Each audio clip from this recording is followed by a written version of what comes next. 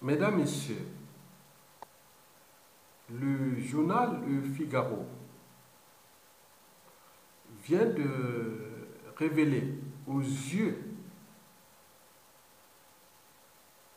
de la culture globale, c'est-à-dire du monde entier, qu'il aurait eu un projet d'assassinat d'un opposant congolais de Brazzaville au dictateur Sassou Nguesso. S'agit-il de moi ou peut-être d'autres? Mesdames, Messieurs, peuple congolais, je vais faire le décryptage de cette information sur le plan d'un communiqué de presse. Vous savez que dans les fondamentaux de la communication ou du journalisme, d'investigation et compagnie, ou des médias et compagnie, vous devez avoir à l'esprit 3 mots-clés pour diffuser un communiqué de presse. En réalité, c'est toujours moins de 9 lignes. Et ça se résume en 3 mots-clés. Quoi, pourquoi et vers quoi. C'est quoi donc? Et pourquoi? Et vers quoi? D'abord, le quoi. Je vais lire l'article du Figaro. Et après, le pourquoi. C'est ce que je vais d'ailleurs nourrir l'information pour éveiller les esprits de ces enquêteurs et compagnie. Et puis, vers quoi? Et je lirai d'ailleurs le message diffusé par Alio Marie du Rassemblement national. Mesdames, Messieurs, d'abord quoi? C'est ce que le Figaro a publié le 13 septembre 2018. Ce message, ou à travers cette information. Projet d'assassinat d'un opposant, 2 Français d'une 50aine d'années, soupçonnés d'avoir ourdi un projet d'assassinat d'un opposant congolais, ont été mis en examen à Lyon,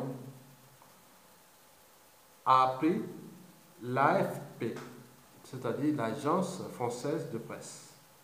Aujourd'hui, des sources proches de l'enquête. Les 2 hommes nés en 1961 et 1967 ont été mis en examen mercredi dernier pour participation à une association de malfaiteurs et détention d'explosifs et placés sous contrôle judiciaire contre l'avis du parquet qui a fait appel. A-t-on précisé? Un 3e homme né en 1962 a été placé sous le statut de témoin assisté. 2 des 3 personnes interpellées sont d'anciens agents de la Direction générale de la sécurité extérieure, DGSE, Service secret français. Les renseignements extérieurs français a indiqué une source proche du dossier, sans préciser s'il s'agissait des 2 mis en examen. Les 3 hommes ont été arrêtés en Corse, en Haute-Savoie et à Orléans, a précisé cette source. La justice leur reproche d'avoir ourdi le projet d'assassiner dans les prochaines semaines un opposant au régime du Congo-Brazzaville, domicilié en région parisienne. L'identité de cette cible n'a pas été divulguée, pas plus que le mode opératoire des présumés du complot. Le parquet de Lyon a ouvert une information judiciaire et la juridiction interrégionale spécialisée JIRS a été saisie. Le Figaro. Ça, c'est le quoi. Donc, vous pouvez résumer en 9 lignes déjà le quoi. Il reste le pourquoi et vers quoi. D'abord, le pourquoi. Vous savez que moi, j'ai été victime d'une tentative d'assassinat. C'était passé le 17 août 2018, ici en région parisienne. Et j'ai tout détaillé dans la publication ou dans l'enquête que j'ai mis au service de la police française. Et donc, c'est un individu en moto, âgé d'une trentaine, quarantaine, cinquantaine d'années, et qui m'a repéré à une certaine distance, moins de 30 mètres, qui a ouvert son casque. Il m'a regardé, et après,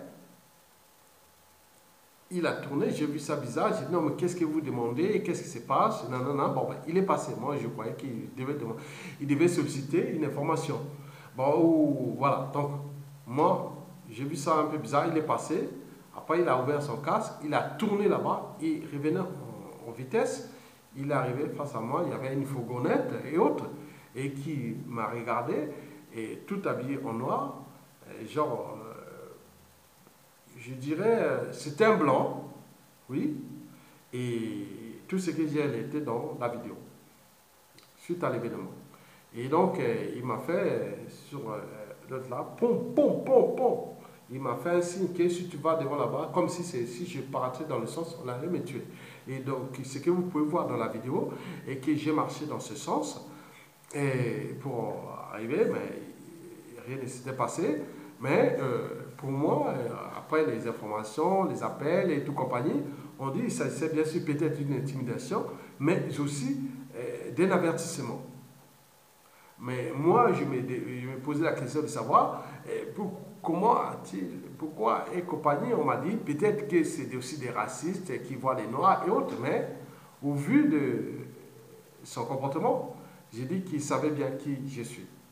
Mais peut-être pour ce cas, ou peut-être je n'étais pas dans la situation, peut-être de me tuer, je ne sais pas. Donc on peut, c'est son âme et conscience, cet individu est quelque part en force.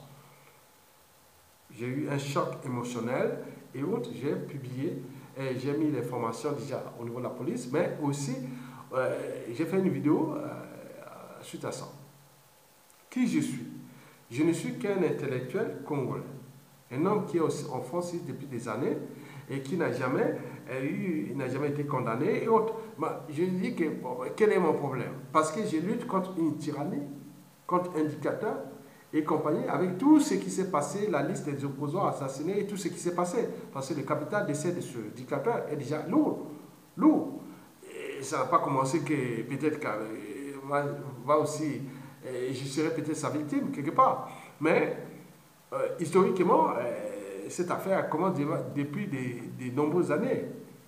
Nous sommes en face d'un dictateur qui est quand même là depuis 34 ans, qui est le dernier joker de la France-Afrique et compagnie. Et d'autres disent non, mais attention, parce que c'est quand même la France.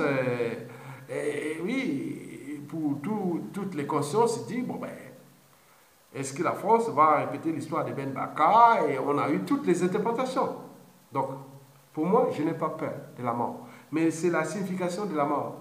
Bon, certains peuvent être butés et revenir célèbres. Moi, c'est pas ça. Moi, je suis dans le sens d'être un lanceur d'alerte, puis comme un éveilleur de conscience, et enfin comme un politico-intellectuel, c'est-à-dire un lettré libre et dégagé qui fait part de ces problématiques et de ces enjeux plus ou moins partagés, mais au cœur de ma conscience, elle sera toujours au-dessus de l'appartenance.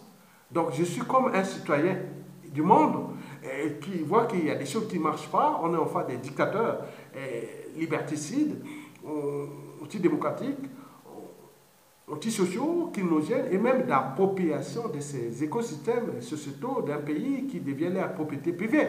Donc, quelque part, en tant qu'humain, on a certaines réactions qu'on peut réagir. Et j'ai nourri d'ailleurs le débat parce que quand j'ai publié des noms cités, parce que ce dictateur Denis Sassou Nguesso est quelque part issu de ma région. Bon, donc certains ont pensé que j'étais un espion de Sassou, historiquement. Mais depuis on dit non, c'est un esprit libre. Et quand les gens oublient les passifs des uns et des autres, en termes d'intellectualité, de la libre pensée, de la libre réflexion, du libre questionnement en fonction des enjeux du passé, actuel et du futur.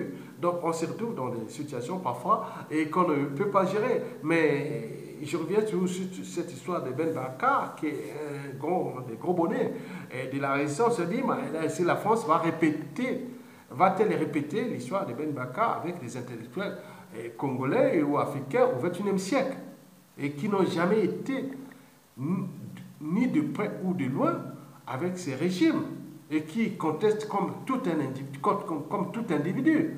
Donc, le pourquoi est là. Donc, on se demande pourquoi, au XXIe siècle, un esprit libre africain dans la zone francophone qui regroupe les 2 tiers des dictateurs du continent et qui éveille la conscience, porte même des solutions pour avancer dans cet écosystème, dans un monde devenu de plus en plus interdépendant et avec des problématiques, ressources naturelles, population.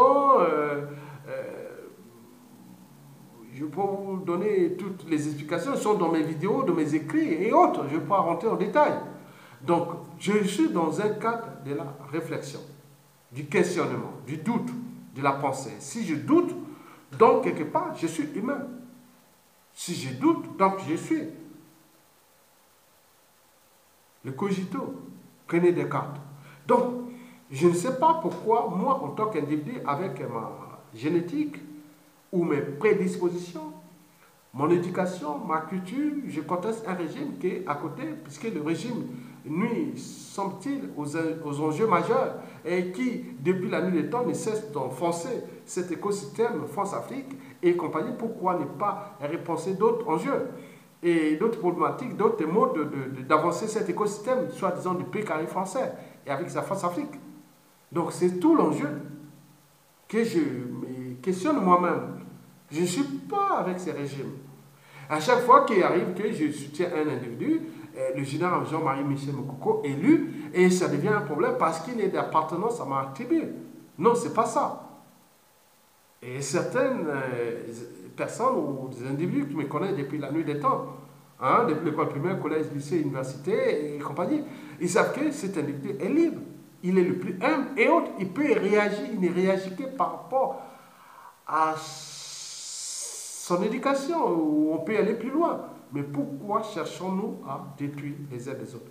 Donc, la mort, je n'ai pas peur de la mort, puisque déjà le régime a porté plus la mort et compagnie. On ne sait pas ce que nous sont ces sujets là-bas, et les citoyens congolais, et ce qu'ils sont les uns des autres. Mais nous ne pourrons plus cautionner ce genre de comportement parce que demain, ça va toujours, oui, rien ne se crée, rien ne se perd, tout est ensemble. Et le monde de causes et de conséquences, on ne sait pas cette histoire qui n'est quelque part qu'au début, face aux enjeux des civilisations nouvelles. Mesdames, Messieurs, oui, donc le questionnement de pourquoi il veut me tuer et pourquoi, parce que je résiste à un tyran. Je ne suis pas le seul depuis la nuit des temps. Mais au XXIe siècle, pourquoi un individu qui n'a jamais pris ni de l'argent ou tout ça de ce monde-là, pourquoi ils viennent? Je vous donne quelques éléments parce que dans cet esprit, j'ai eu des consciences un peu réfractaires sur les médias sociaux qui ont contesté même que j'ai été victime de ça. Les dossiers de la police est là. Mais ces gens commençaient à aller même dans mon histoire de mes relations sociales depuis le pays jusqu'ici. Et que certains individus que j'ai plus de contact depuis peut-être 5 ans, d'autres de nombreuses années, et qui par que ces individus ils savent que ce monsieur, voilà, donc il n'est pas ce qu'on pense.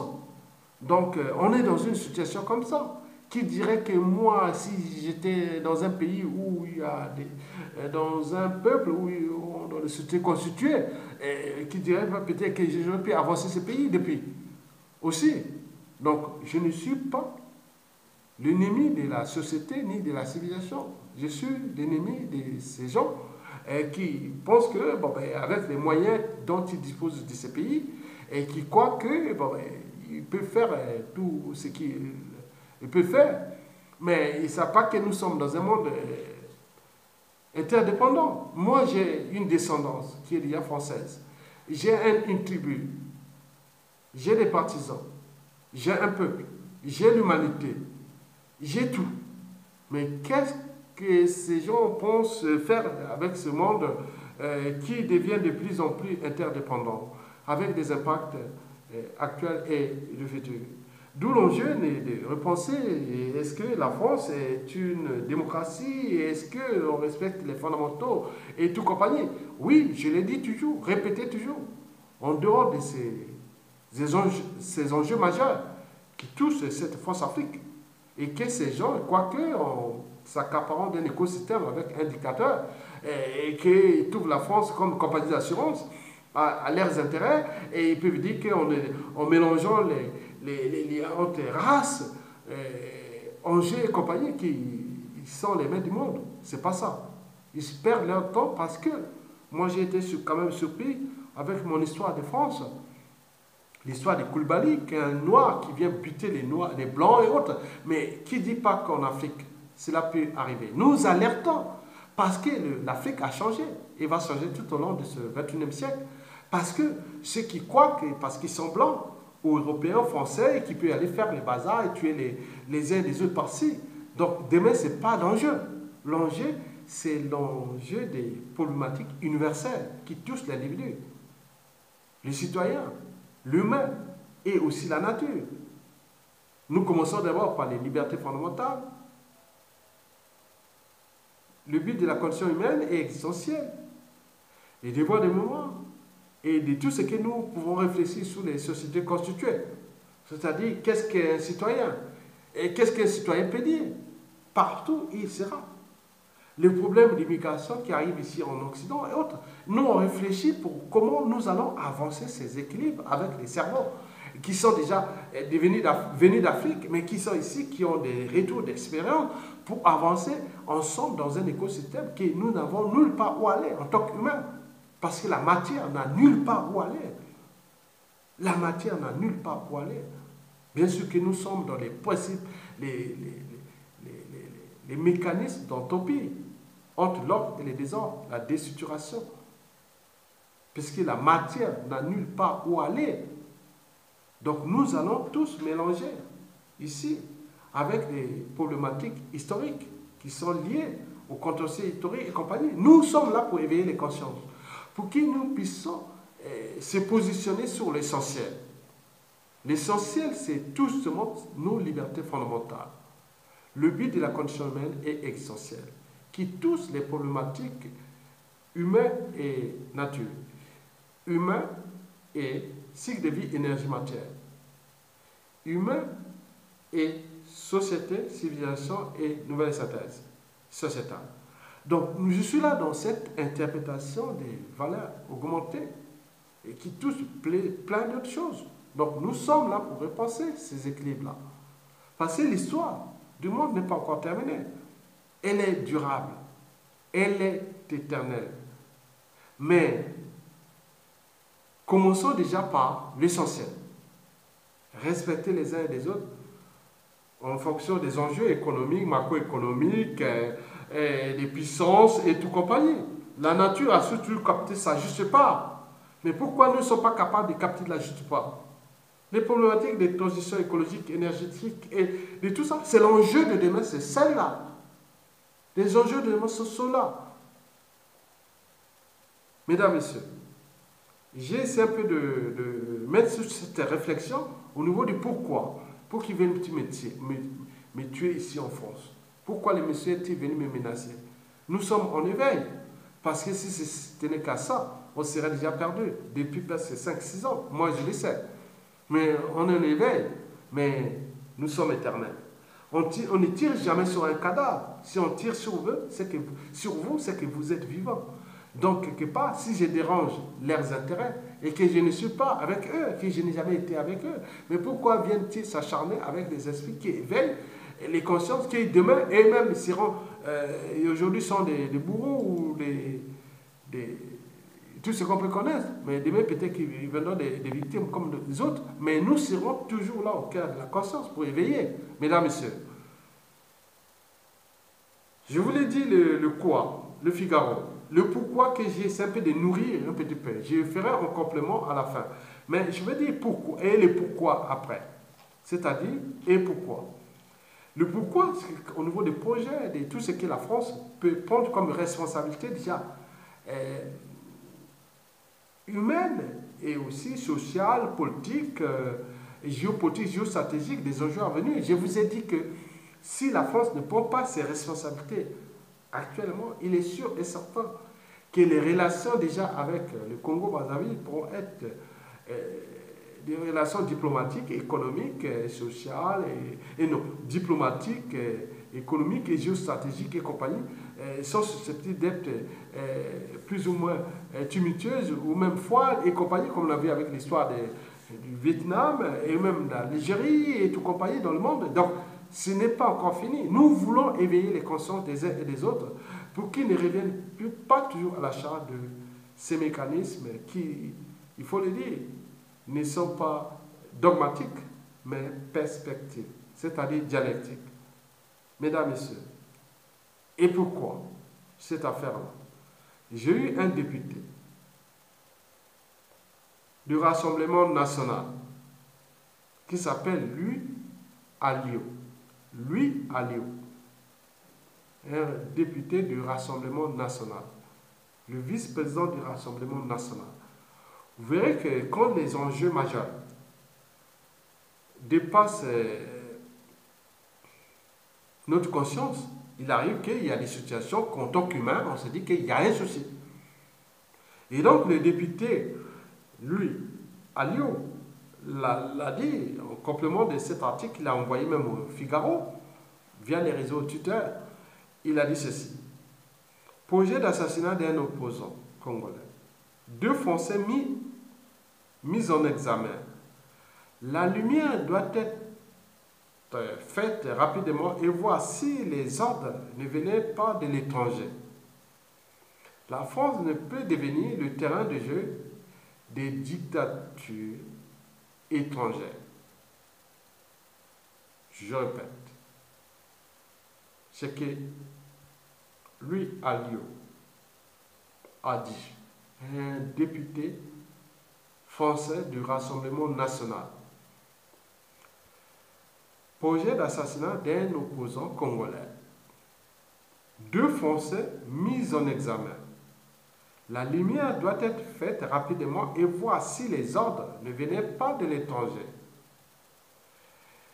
La France ne peut devenir le terrain de jeu des dictatures étrangères. Et d'ailleurs, pour terminer, ceci dit, le communiqué de presse est fait. Vous avez le quoi, pourquoi et vers quoi vous pouvez nourrir les débats. J'ajoute que des gonds du Congo, de la résistance, vont dire, ah oui, peut-être qu'il y aurait déjà un contrat signé. Donc il faut, certainement, ils vont, oui, s'ils ont reçu l'argent, passer déjà à ces procédures, il y a déjà il peut y avoir la compte où ils ont dû payer et donc il y aura des drames qui pourront arriver. Moi, j'ai été victime de ça. J'ai eu même déjà au sein des mêmes réseaux que je vous ai précités, d'appartenance même tribale, et que certains individus du pays sont rentrés en conscience réfractaire sur ce que je vous ai dit. Non, monsieur Ayatonga, tu racontes n'importe quoi. Ils ont cité des noms des anciens du pays et 2, 3 autres seraient situés, ou les représentants et compagnie, seraient situés à Bordeaux. Bordeaux. Tout se dessine là au niveau des réseaux de comprendre qu'est-ce qui se passe. Bordeaux. Et puis aussi la Moselle, je ne sais pas, Nancy. Nancy, c'est la Moselle. Oui. Et la région parisienne. Les noms sont cités. Et nous avons déjà les noms. Et d'autres réseaux travaillent pour comprendre les mécanismes là. Parce que ces noms ont été cités. Est-ce qu'eux-mêmes peuvent de jouer qu'on est responsable de rien? Parce que si cela arrive, parce que leurs noms ont été cités, dans le déni de ça, parce qu'ils ont utilisé des choses, parce que quand ils cherchent à neutraliser un individu par ce régime, on commence par la campagne de dénigrement.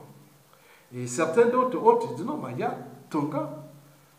Depuis le Congo, il n'y a pas un seul cadre civil, politique et militaire qu'il a fréquenté à l'école primaire, collège, lycée, université.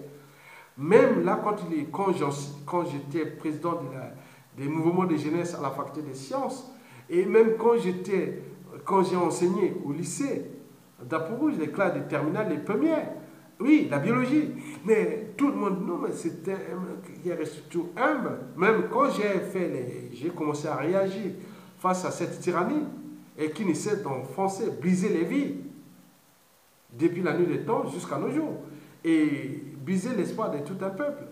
Et donc, on dit non, mais monsieur Aya, mais tu étais humble, mais qu'est-ce qui t'arrive? Et ils ont dit c'est des désheureux, des ceci. Donc, l'intelligence devient suspecte et tout ce qui est contradictoire devient le problème. Et donc, il faut par conséquent mettre tous les moyens pour les nuits. Mais non, c'est un prix sans fin.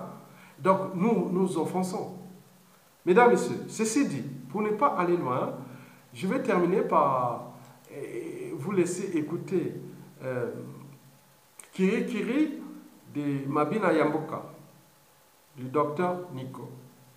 Et je conclurai d'ailleurs, peut-être ce sera en même temps, mais je vais conclure par ce qui est de ma philosophie. Ma philosophie, elle est toute simple. L'humain d'abord. Parce que pour protéger l'humain, il faut d'abord le protéger. Mais ce n'est pas que l'humain, il faut la nature. La nature que nous connaissions, les problématiques existentielles. Vous savez ce qu'est les cyclones qui arrivent aux États-Unis?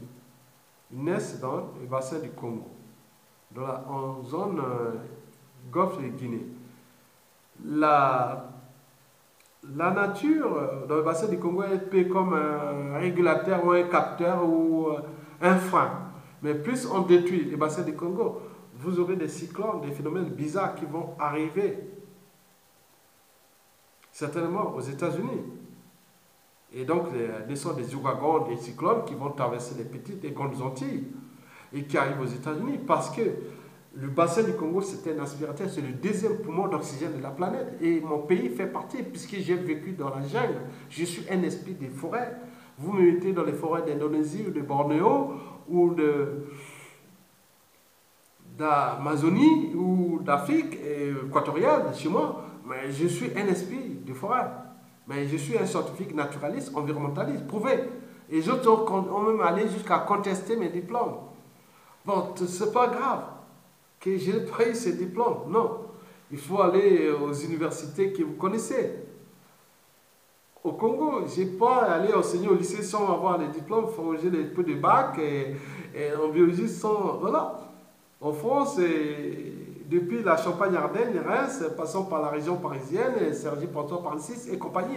Donc, on les connaît. Donc, vous voyez dans ce truc de détruire l'individu parce que nous sommes quelque part africains en conscience réfractaires contre notre propre existence. Il faut que les gens, les autres, viennent nous apporter les libertés et l'essence même de la dignité, de tout ça, pour que nous puissions comprendre que nous sommes quelque part humains. Mais entre nous, rien du tout. Regardez, au XXIe siècle, on se bat contre un dictateur agonisant, à bout de souffle, au bout de rouleau, alors que les esprits qui peuvent penser déjà cet écosystème, déjà congolais, africains, et aussi de cette France-Afrique qui sont parmi nous. Nous avons des solutions de repenser les enjeux. Donc j'ai livré ça. Donc je suis quelque part un être libre, dégagé, mais pas engagé, parce que je n'appartiens à aucune écurie, aucune oligarchie, aucun réseau autre, non. Je peux soutenir un individu, ce n'est pas pour dire que je suis, non. En France, ils les connaissent. De tous les présidents de France que j'ai connus depuis que je suis arrivé, Mitterrand, Chirac, Sarkozy, Hollande, et puis aujourd'hui Macron. Mais ils savent, mais ils disent, ah, mais pourquoi cet individu est encore en liberté là-bas? Mais la mort ne vient pas de la France. Mais même si elle est en intelligence avec le régime et tout ça. Donc on se demande, c'est sous le questionnement, parce que d'autres pensent que la France devient quelque part le problème. La survie de tout esprit africain libre et qui vit déjà en Afrique et aussi ici. Est-ce que la France va-t-elle rester dans cette conscience réfractaire face aux enjeux majeurs? Mesdames, Messieurs, je vais vous laisser dans cet esprit. Voilà mes pensées que vous pouvez lire. Il y en a plein. Je parle de la civilisation 2.0, c'est-à-dire Web 2.0, à la civilisation 3.0, celle qui va venir après, à partir de 2025. Je vous l'ai dit sur pourquoi civilisation 3.0. Je n'ai pas encore détaillé. Le consensus, je le sais. Mais après, je pourrai vous les détailler. Je parle de civilisation 2.0 à la civilisation 3.0. Bien sûr qu'à l'horizon 2050, nous aurons arrivé à la civilisation 4 ou 5.0. En fait, je suis dans le cadre des enjeux éducatifs sur un réseau global. Oui, l'inégalité antico-sociale, culture, société et civilisation n'est pas fondée sur la nature. Elle réside dans l'éducation, ou l'information qu'on donne à l'individu, ou plutôt dans celle qu'on lui refuse. Ceci est un cas, parmi tant d'autres, de prise de conscience universelle, au niveau philosophique, politique, économique, social, culturel, écologique et sociétal. Élevons ensemble la raison. Savoir gérer soi-même son cerveau. Savoir juger par soi-même. Élevons en nous aussi, ou éveillons en nous aussi, l'esprit humain, l'esprit critique. Car celui ou celle qui n'accepte pas la critique n'avancera jamais. Oui, la critique aiguise l'intelligence et l'éveil de conscience. Je pense que la conscience de l'individu devait être au-dessus de l'appartenance. Quant à l'éducation, elle devrait transmettre de manière positive l'esprit même de la liberté, de la dignité, de la justice, du devoir de mémoire et des valeurs morales. La barrière entre le bien et le mal. Vous savez que depuis presque 10 millions d'années, le cerveau humain et son comportement ont évolué dans l'espace et le temps. L'humain est d'abord passé d'un stade animal, de sauvage, au chaînon manquant. C'est-à-dire entre le sauvage et le barbare. Et puis au stade inférieur d'humanité, le barbare. Il a enfin évolué vers le stade supérieur, le stade d'abord d'humanité. C'est-à-dire l'évolué, les raisonnables, le conscient de ses actes, de ses habitudes, de son comportement et de leurs valeurs morales. La barrière entre le bien et le mal, bien sûr, le stade est supérieur, le stade d'humanité, que je suis parti du stade inférieur d'humanité, je suis désormais au stade d'humanité. Le stade d'humanité commence d'ailleurs par le respect de l'intégrité physique. La barrière entre l'intégrité physique, de la dignité, de l'autonomie de la personne humaine. Et tout en recherchant ou en cherchant à faire ressortir et à analyser le contenu social, moral et philosophique du caractère sacré de la vie humaine.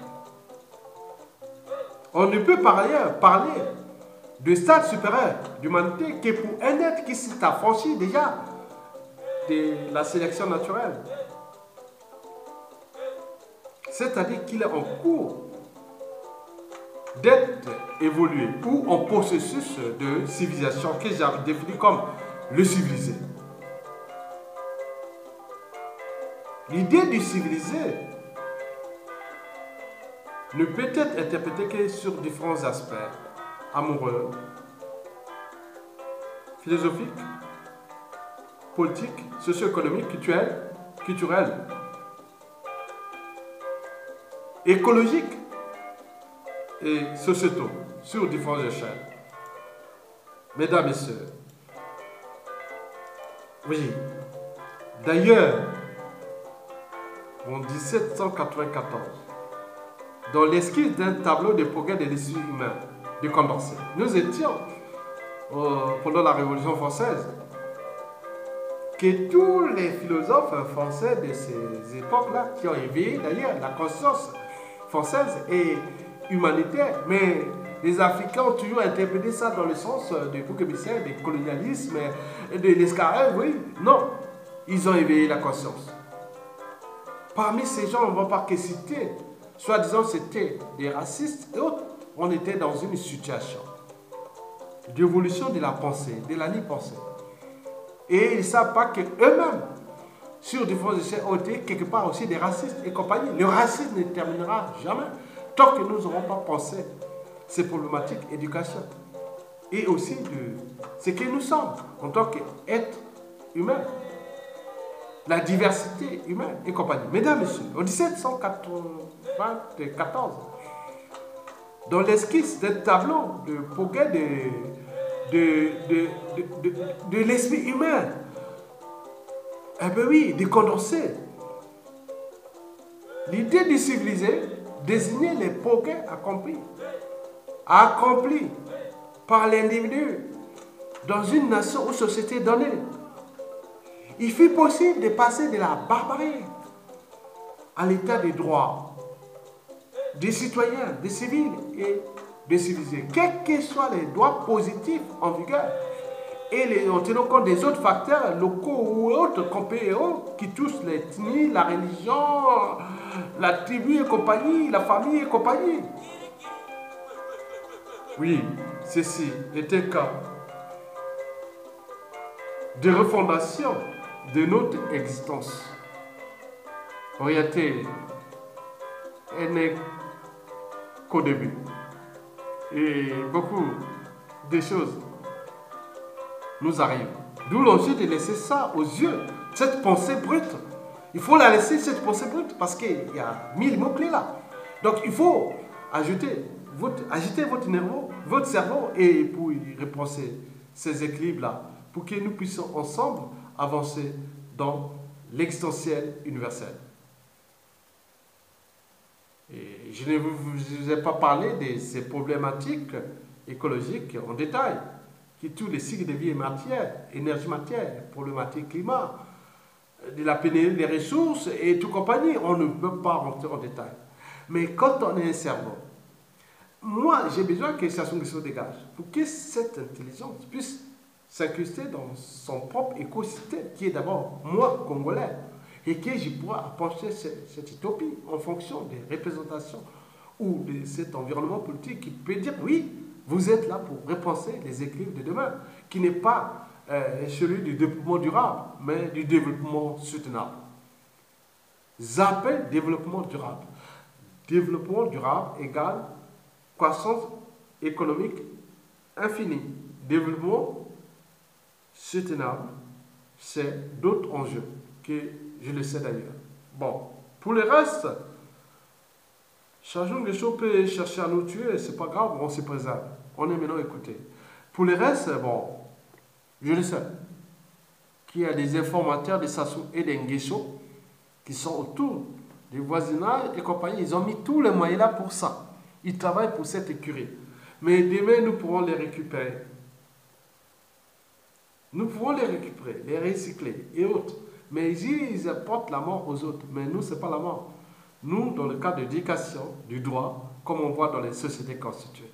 Quelque part, la France est encore une démocratie, la France est encore un état de droit, la France est encore une société constituée, et je le sais d'ailleurs. Et c'est les raisons pour lesquelles, malgré les enjeux plus ou moins partagés, mais nous sommes dans une dynamique commune qui n'est pas celle des personnes. Cette dynamique n'est pas celle des États, c'est l'existentiel universel. Qu'est-ce que nous allons, nous, individuellement et collectivement, génération actuelle et future, qu'est-ce que nous allons laisser à ces générations pour que mon histoire, mais bien sûr fichée aux yeux de la culture globale, on pourra peut-être voir mes vidéos tout au long du 21e siècle, en fonction des enjeux. J'ai encore un avenir, déjà dans mon pays, en fonction déjà de mon éducation, mon historique et ma réalité. En réalité, faites pas de mal aux meilleurs cerveaux, parce qu'ils sont éternels. Merci beaucoup.